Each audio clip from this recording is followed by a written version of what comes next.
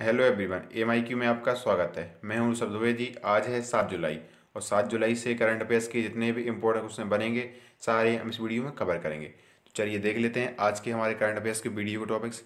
Video में सबसे पहले हम एक रिवीजन क्विज को डिस्कस करेंगे जो पिछले वीडियो के क्वेश्चन से रिलेटेड होगा। फिर हम आज के करंट अफेयर्स के एमसीक्यूज को सॉल्व करेंगे। एक स्टेट और एक कंट्री भी डिस्कस करेंगे। वीडियो के लास्ट में मैं आपसे क्वेश्चन पूछूंगा जिसका आंसर आपको कमेंट बॉक्स में बताना है। चलिए शुरू करते हैं आज का हमारा current affairs revision quiz. Revision quiz का पहला क्वेश्चन है, which country voted for constitutional amendment that let its president to remain in power in 2036। अभी हाल ही में किस कंट्री में एक रेफरेंडम कराया गया है जिसके तहत वहाँ का कॉन्स्टिट्यूशन चेंज किया गया है और इसके द्वारा अब वहाँ के जो प्रेसिडेंट हैं वह 2036 तक वहाँ के प्रेसिडेंट के पद पर बने रहेंगे। दूसरा क्वेश्चन है, international day of cooperatives is observed on.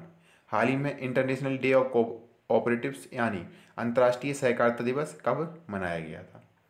तीसरा क्वेश्चन है, Lin Dan announce the retirement he belongs to which country.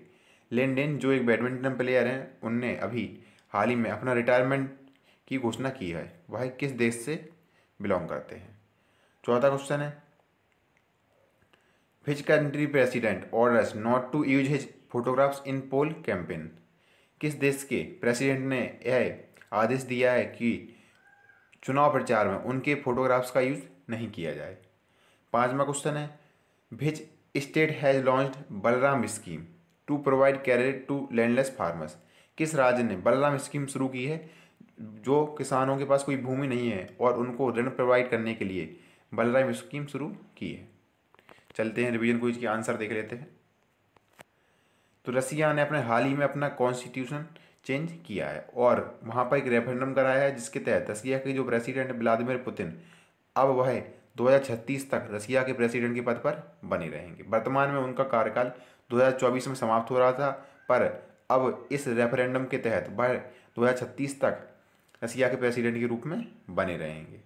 दूसरा क्वेश्चन था, इंटरनेशनल डे ऑफ कोऑपरेटिव्स। तो इंटरनेशनल डे ऑफ कोऑपरेटिव्स 4 जुलाई को मनाया जाता है। हर साल 4 जुलाई को अंतर्राष्ट्रीय सहकारिता दिवस मनाया जाता है।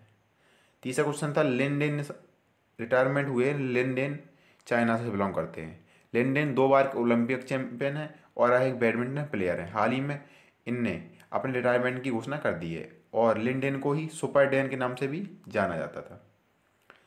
चौथा क्वेश्चन था कि किस देश के राष्ट्रपति ने फोटोग्राफ्स पर अपनी मना कर दिया है। तो यूएस के प्रेसिडेंट डोनाल्ड ट्रंप ने चुनाव प्रचार में उनके फोटोग्राफ्स का यूज करने पर मना कर दिया है कि वो चुनाव प्रचार में उनके फोटोग्राफ्स यूज नहीं किए जाएंगे।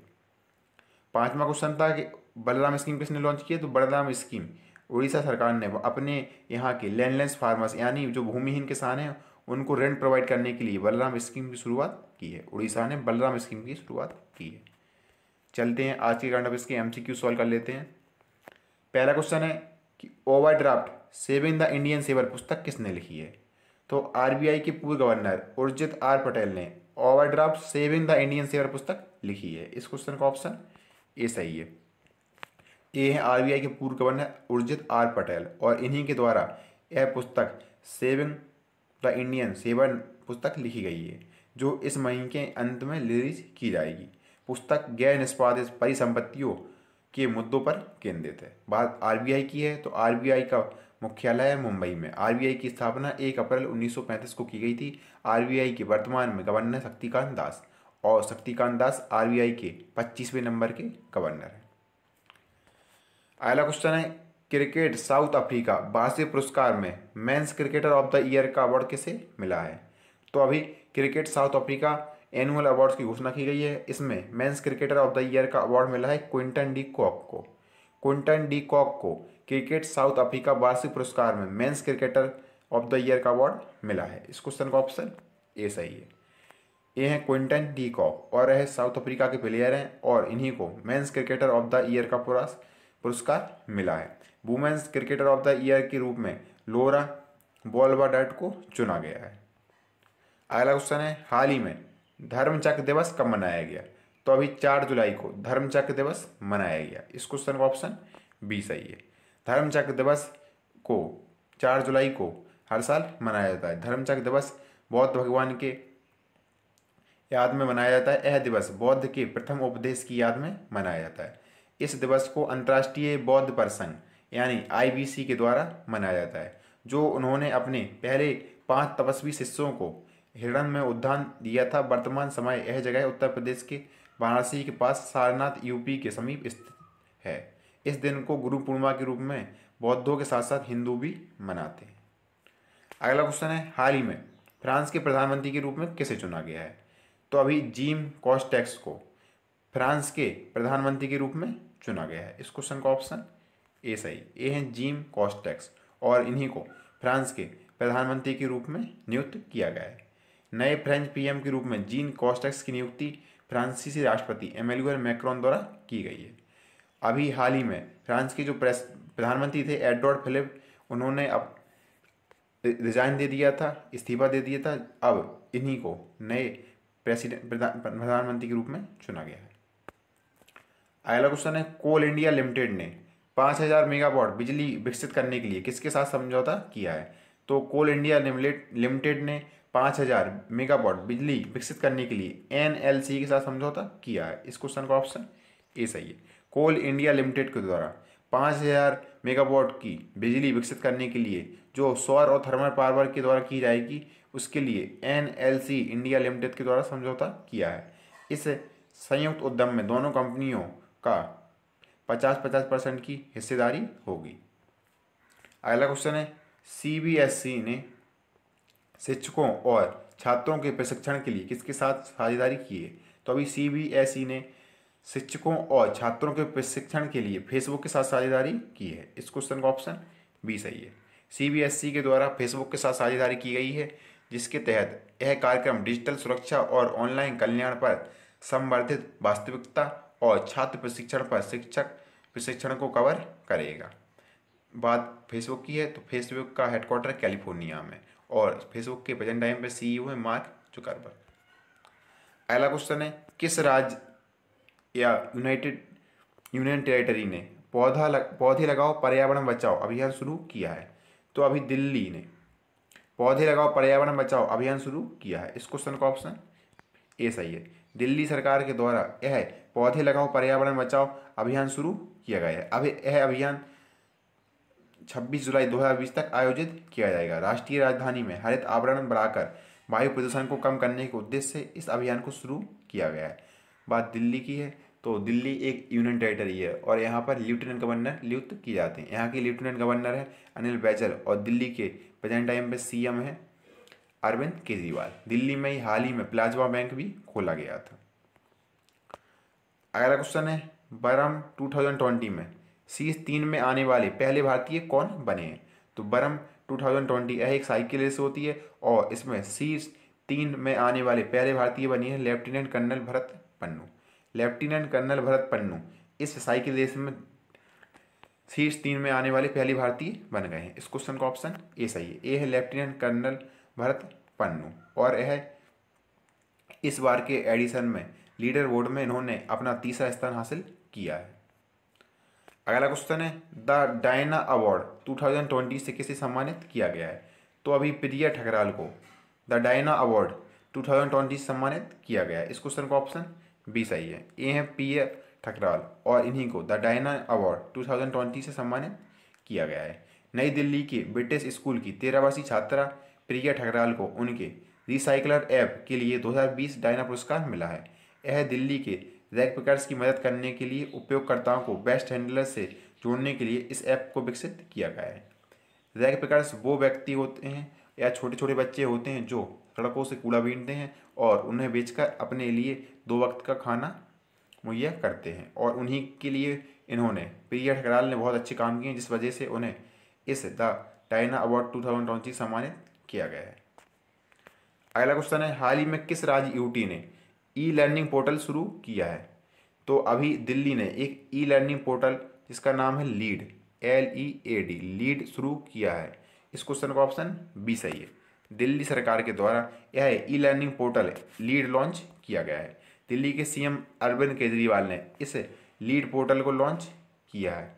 यह पोर्टल दिल्ली सरकार अपने शिक्षण अधिगम सामग्री को डिजिटल मंच पर प्रोवाइड करने के लिए इस लीड पोर्टल को लॉन्च किया गया है। अगला क्वेश्चन है, हाल ही में किस राज्य ने मिशन वृक्षारोपण 2020 शुरू किया है? तो अभी उत्तर प्रदेश सरकार के द्वारा मिशन वृक्षारोपण 2020 शुरू किया गया है। इस क्वेश्चन का ऑप्शन बी सही है। उत्तर प्रदेश सरकार ने इस मिशन वृक्षारोपण 2020 को शुरू किया है। उत्तर प्रदेश में 5 जुलाई को 25 करोड़ से अधिक पौधे लगाए गए। गुरु पूर्णिमा के अवसर पर वृक्षारोपण अभियान शुरू किया गया और इसलिए कई लोगों ने अपने गुरुओं के सम्मान में पौधे लगाए। बात उत्तर प्रदेश की है तो उत्तर प्रदेश की कैपिटल है लखनऊ। लखनऊ गोमती नदी के किनारे बसा है। उत्तर प्रदेश के सीएम है योगी आदित्यनाथ और यहाँ की गवर्नर आनंदीबेन पटेल। उत्तर प्रदेश में ही टीम 11 लॉन्च की गई थी और उत्तर प्रदेश ही वह राज्य था जिसने जियो टैग कम्युनिटी किचन की शुरुआत की थी।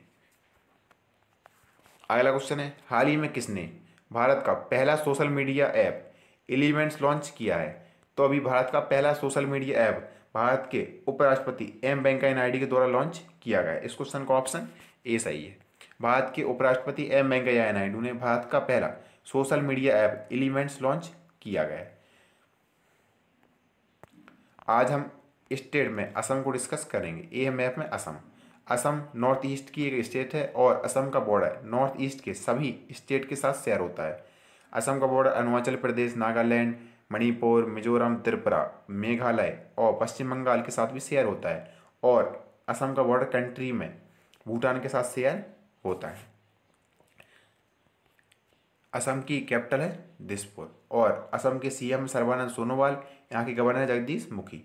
असम की विधानसभा में 126 सीटें हैं, लोकसभा में 14 और राज्यसभा में 7 सीटें हैं। यहाँ की रिवर्स में सुबनसिरी रिवर, लोहित रिवर और ब्रह्मपुत्र रिवर इंपॉर्टेंट है। यहाँ के फोक डांस में बिहू डांस बहुत पूछा जाता है एग्जाम में और भोजल डांस भी पूछा जाता है। यहाँ नेशनल पार्क में काजीरंगा नेशनल पार्क इंपॉर्टेंट है जो एक सिंग वाले गैंडे के लिए प्रसिद्ध है। Kaziranga national park UNESCO world heritage site में भी शामिल है। यहाँ पर ही मानस नेशनल पार्क है और मानस नेशनल पार्क एक वाइल्ड लाइफ सेंचुरी भी है। डिब्रू सैखोवा नेशनल पार्क भी है और नामेरी नेशनल पार्क और ओरांग नेशनल पार्क भी असम में ही है। आज हम कंट्री में फ्रांस को डिस्कस करेंगे। ये मैप में फ्रांस। फ्रांस की कैपिटल क्या है? पेरिस। फ्रांस अटलांटिक ओशियन और मेडिटेरियन सी के बीच में स्थित है। फ्रांस का border Spain, Italy, Switzerland, Germany, Luxembourg और बेल्जियम आदि देशों के साथ शेयर होता है। यहाँ की कैपिटल है पेरिस और फ्रांस की करेंसी है यूरो। फ्रांस के प्रेसिडेंट है एमेनुअल मैक्रोन और फ्रांस में ही एफएटीएफ का हेडक्वार्टर है, यूनेस्को का हेडक्वार्टर है और इंटरपोल का भी हेडक्वार्टर फ्रांस में ही। फ्रांस का जो पेरिस शहर है वह सीनी नदी किनारे स्थित है। सीनी रिवर के किनारे फ्रांस का पेरिस शहर स्थित है।